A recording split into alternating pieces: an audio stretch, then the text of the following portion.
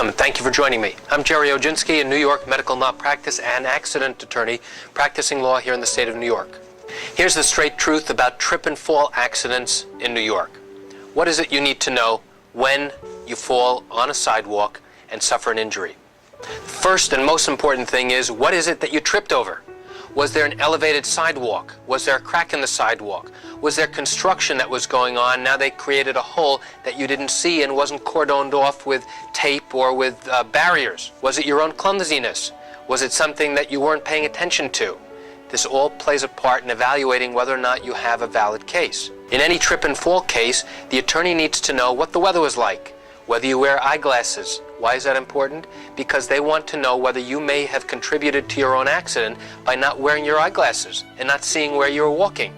Maybe you were distracted and didn't see that there was some step or something else in the way that you should have recognized and now fell. Had you ever been by the sidewalk before?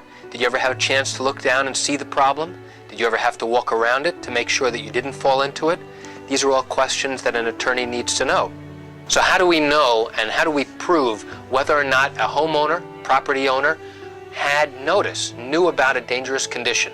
Well, there are a number of ways to do it. One is called actual notice, the other is called constructive notice. So what does that mean?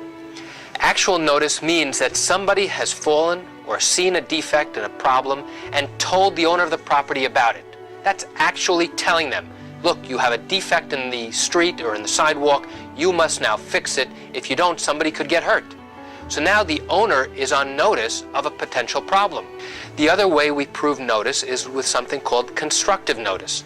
In other words, if a condition is so old and existed for such a long period of time, we can usually impart to the owner of that property that they should have known about that dangerous condition, and they should have fixed it within a reasonable period of time. In addition to establishing liability, which is showing that the owner of the property is responsible, we also have to show that you suffered a significant injury. The injury can't be minor or minimal.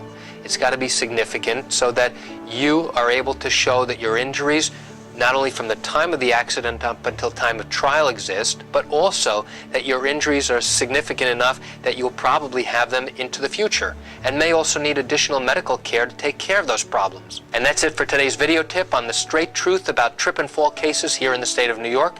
I want to thank you for joining me for a few minutes here in my office. I'm Gerry Oginski. Have a great day.